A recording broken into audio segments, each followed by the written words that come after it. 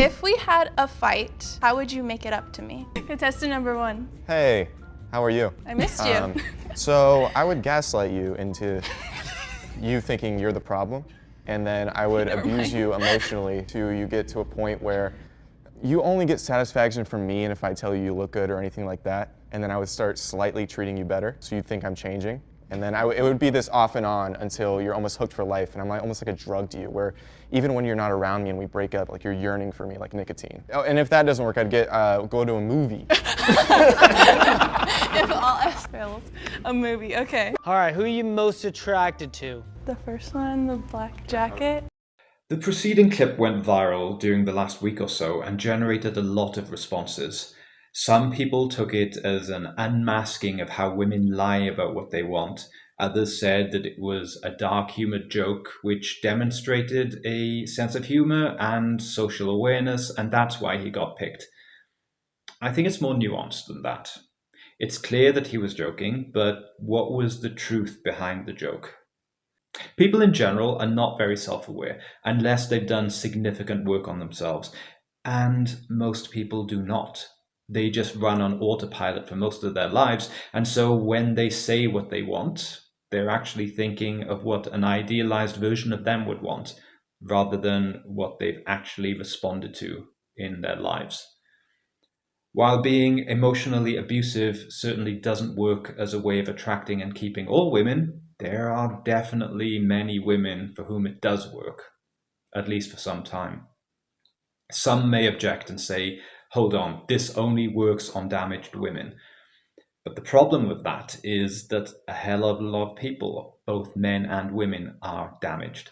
Very few people are given the unconditional love and acceptance that they needed as children in order to form healthy self-esteem and relationship models, and so they spend a lifetime trying to prove themselves.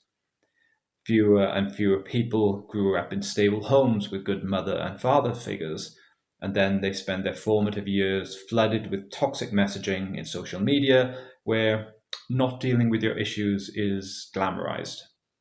How often do you see memes like cute but psycho, or my favorite, if you can't handle me at my worst, then you don't deserve me at my best? To those, I say with all due respect, just fuck off. If they can't handle you at your worst, perhaps they just have a sense of self-respect and don't want to tolerate your bullshit. Meanwhile, toxicity in men is glamorized. The most popular piece of pornography consumed by women in modern times was 50 Shades of Grey. In this book, women from all walks of life got to explore a fantasy that they could imagine themselves in about effectively being the sex slave of a highly narcissistic and psychopathic millionaire. The thing that they shouldn't want was made out to be the thing that is most desirable. But I think it goes beyond culture. It has some roots in biology also. A 2019 study published in the journal Evolutionary Psychology Science found that men who scored highly in psychopathic traits were found to be more attractive than men who did not, even when controlling for independent physical attractiveness scores. In our evolutionary past, if you were a woman who a psychopath found to be useful, he would keep you safe from your enemies. He might not love you, but you'd be able to survive and his genes would be passed on in your children. So it became an evolutionary advantage for women to find psychopathy sexy. Today, the phenomenon of hybristophilia, this is finding criminals sexually attractive, is almost only exclusively found in women.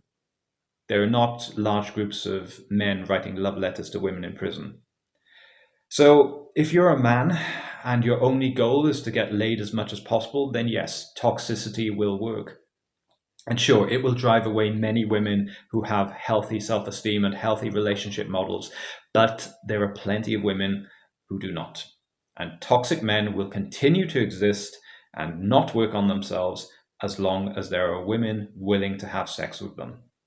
Men are simple creatures. Most of us level up only as far as we need to in order to reliably get laid, and sometimes not even that. There's many more who are content just to simulate that connection and feel like they're getting laid by throwing themselves into pornography addictions. But if your goal is to build a life with a woman who would be an excellent mother to your children, you must do the work on yourself to become a healthy and balanced man, capable of understanding others and bringing out the best in them. And you still need the positives that a toxic man has, or rather is perceived to have, but without the toxicity. You need to be confident. You need to have boundaries. You need to be strong physically and mentally. You need to be able to completely be yourself and risk pissing people off in doing so. But none of those things themselves are inherently toxic. And yes, you may lose a lot of women who are used to toxicity and would find a loving, stable relationship to be boring. Lots of people, both men and women, are just replaying their childhood traumas through their romantic partners, hoping for a different outcome but always getting the same result. But they aren't the type of people who would be good partners to you or to be good parents to your children. They can change with a ton of therapy and commitment to healing, but don't expect them to do that for you if they aren't doing it already for themselves. So in conclusion, toxicity works, but it isn't the only thing that works. What you must choose is the type of person you want to be and the impact you leave in the world. That is entirely up to you. Hit like and subscribe if you've enjoyed this, leave a comment if you feel like, and thank you very much for listening.